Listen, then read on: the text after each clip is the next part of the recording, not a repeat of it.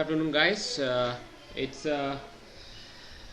December 2nd. Today is Thursday. So let's start. And it was a choppy day, but choppy up day. So let's start with today's pre-market note. So today again, I'm not going to write a story here. But instead I had spent time in coming up with levels, because levels are the key nowadays, because both parties are active, right? So levels are important instead of guessing that which side is active or going to be active. We should be open to trade both ways.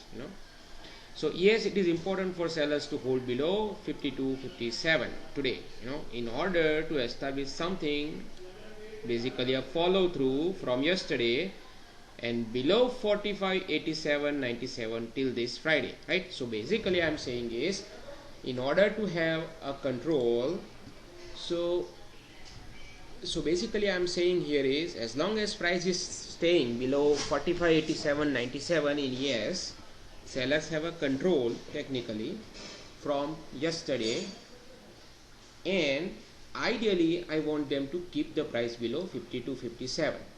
So that is the idea here. But I'm saying also still favor both sides.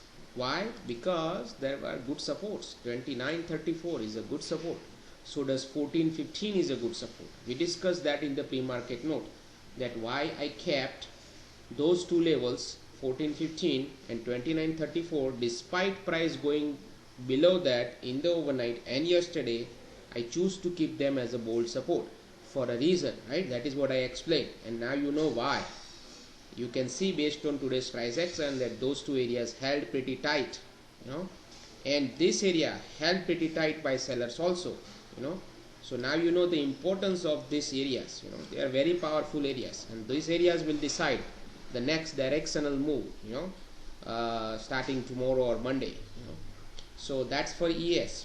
NQ, it is important for sellers to hold below Globex high today, which is 985 area, and that's where you will see that price rotated around entire day pretty much, right? 985, and keep the price below Globex low or 860. So it attempted to go below Globex low, right? But it couldn't hold it. Why? Because of this support we discussed in Discord, 768, this area, right? So when price touched there, I said, you know what, do not hold, break down, right? While I was short, right, from here, from 950 or so, right? And then damn thing bounced, right? So that was the first sign, and the way it bounced, it couldn't keep the price below yesterday's low, which was 825, right? So that was the sign that, hey, now it could be shifting, and the day stood up.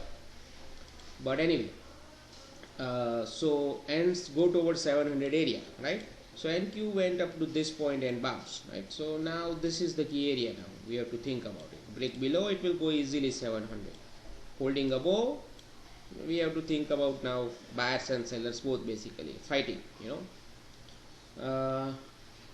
now stick with levels and trade both ways, but with little edge to seller, as long as price is trading below 1650, 16108, So here I am saying is, these are still good areas for sellers to keep the price below overall, So as long as NQ is below this area, sellers still have technically control similar to this area.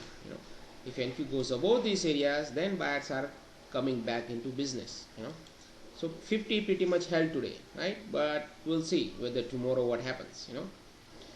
Russell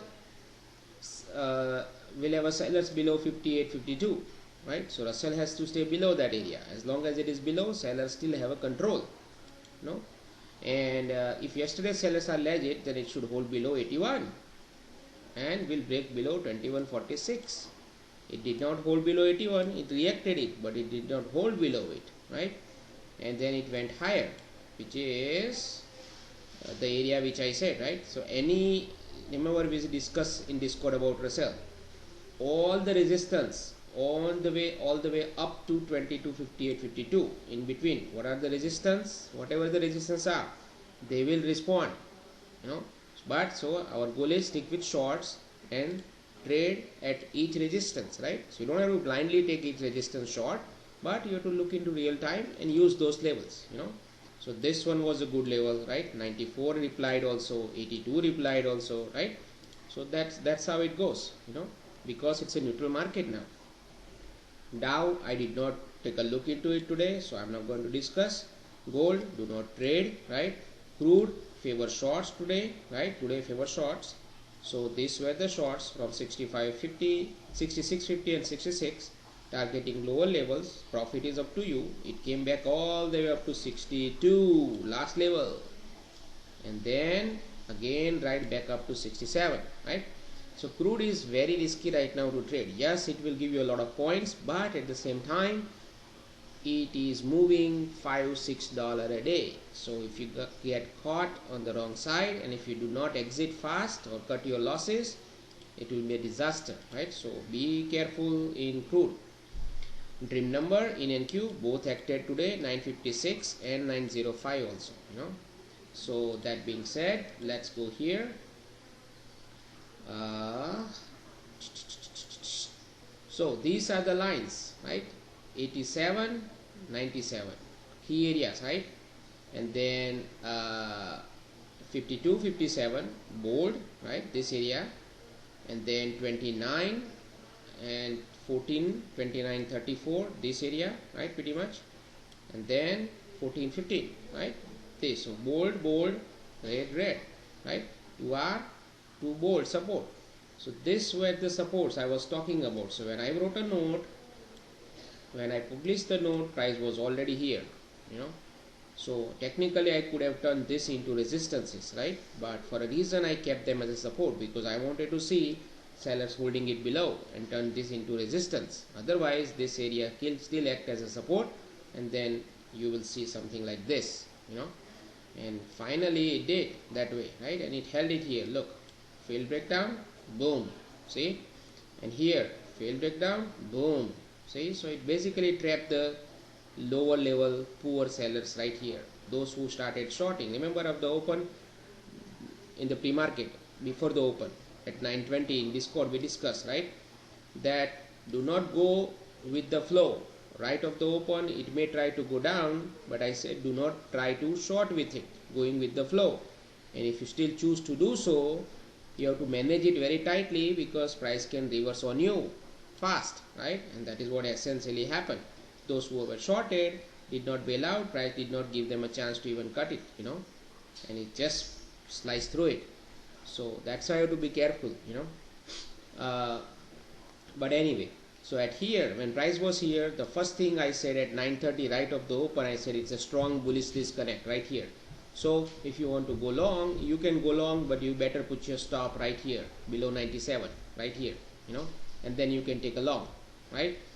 But I also said I'm not going to take a long, because something is off here. It is supposed to be 0, instead it's a strong bullish disconnect, so buyers are there.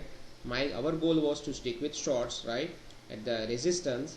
And now because of this, I said day is screwed up. Right here at the top of the open, I said day is screwed up now, right? Because now shorts I cannot do it because of this strong bullish disconnect, and long I don't want to do it right of the open, just based on the internals, right? So I did not do anything right of the open, neither long, neither short, nothing, and then I just waited, all the way up to here, and then I shorted it. Basically I waited for price to get exhausted pretty much across the board, and I also waited NQ to go down below 950 as we discussed, right? 960 it has to hold above and below or something, right, in Discord real time. Here I shorted below 955 dream number right here, and ES I shorted at 62 first test after watching price hovering around there, and then it stopped me out one time. I got a 2-point stop loss, and then I said I don't want to trade it. But then I was watching this price, I again shorted at 62, and this time it went down. So I held it. I was targeting 37, 38 area right here, right?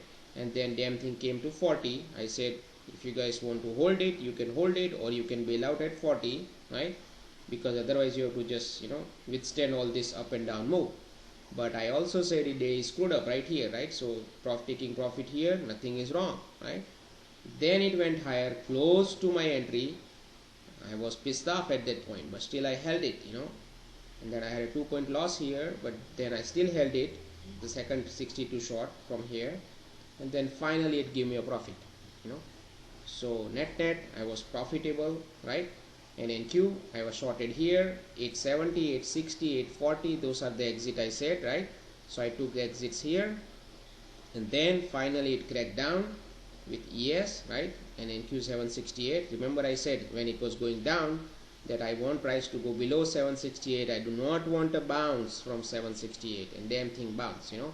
The way it bounced, it just took care of this yesterday's low, closed above it. At that point day is officially screwed up for NQ also now, you know.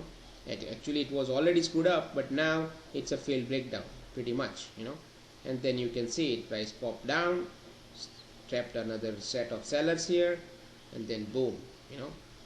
So at that point onwards there is no trading, you know. So technically there is no trading after this point, you know. That's it. Both sides are active. So buyers active, buyers got trapped, sellers active, and the moment this move happened, again buyers back in business. So now both sides are active. Day is going to be ping pong like this, no need to trade, you know, in NQ. ES, however, it's the same thing, same setup thing. When it bounced from here, day is screwed up. Now it can do ping pong, you know. So all you can do is ping pong at the levels. So here you can short at 70, you know, straight exhaustion, resistance, right? You have to match it up with NQ, blowbacks high, and you can short.